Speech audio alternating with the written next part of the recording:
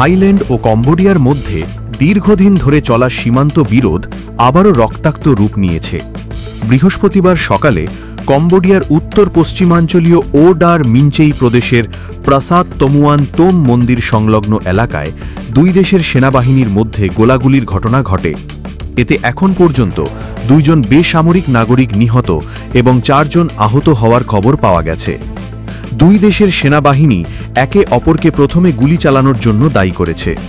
থাই সেনাবাহিনীর পক্ষ থেকে জানানো হয়েছে তাদের অন্তত 2 জন সৈনিক আহত হয়েছেন। সংঘর্ষের কারণে সীমান্তবর্তী এলাকার সাধারণ মানুষ নিরাপদ আশ্রয়ের খোঁজে পালিয়ে যাচ্ছে।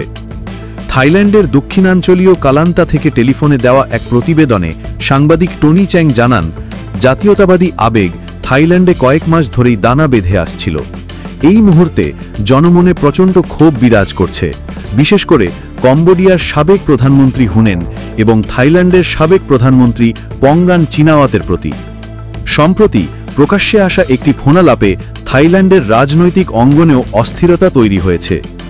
ওই ফোনালাপে পঙ্গান চিনাওয়াত কম্বোডিয়ার সাবেক প্রধানমন্ত্রী হুনেনের সঙ্গে সংঘর্ষ নিরসনের আলোচনা করছিলেন, তবে সেটি তার দেশের সেনাবাহিনীর অবস্থানের সঙ্গে সাংঘর্ষিক ছিল। এর জেরে তাকে সাময়িকভাবে পদচ্যুত করা হয়।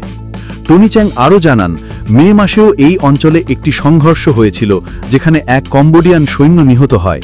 সম্প্রতি আবারও ভূমি মাইন বিস্ফোরণে এক থাই সেনা সদস্য পা হারান।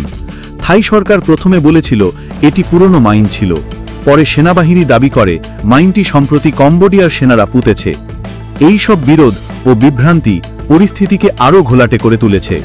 আজকের সংঘর্ষের ব্যাপারে থাই সামরিক বাহিনী জানিয়েছে মাত্র আধা ঘন্টার মধ্যে 6টি সংঘর্ষ হয়েছে সীমান্তের বিভিন্ন পয়েন্টে।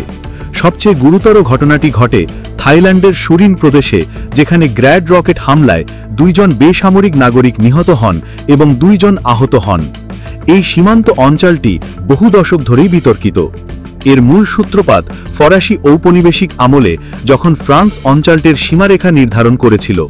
তখনকার অনেক সীমান্ত চুক্তি থাইল্যান্ড মেনে নেয়নি। 2008 সালে প্রাহান মন্দির সংলগ্ন এলাকাতেও বড় ধরনের গোলাগুলির ঘটনা ঘটে। আন্তর্জাতিক বিচার আদালত এই সীমান্ত নিয়ে একটি রায় দেয় যা কম্বোডিয়ার পক্ষে যায়, কিন্তু থাইল্যান্ড আজও সেই রায় মেনে নিতে নারাজ, যার ফলে বিরোধ চরমে উঠেছে।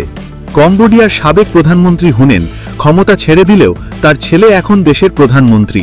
হুন পরিবার তাদের রাজনৈতিক প্রভাব আরও সুসংহত করতে চায়। অপরদিকে থাইল্যান্ডের সাবেক প্রধানমন্ত্রী পঙ্গান ও তার বাবা তাকসিন চিনাওয়াত সামরিক বাহিনীর সঙ্গে দ্বন্দ্বে জড়িয়ে পড়েছেন। ফলে এই সীমান্ত বিরোধ একটি রাজনৈতিক অস্থিরতার কেন্দ্রবিন্দুতে পরিণত হয়েছে। বর্তমানে পরিস্থিতি অত্যন্ত উত্তপ্ত ও উদ্বেগজনক।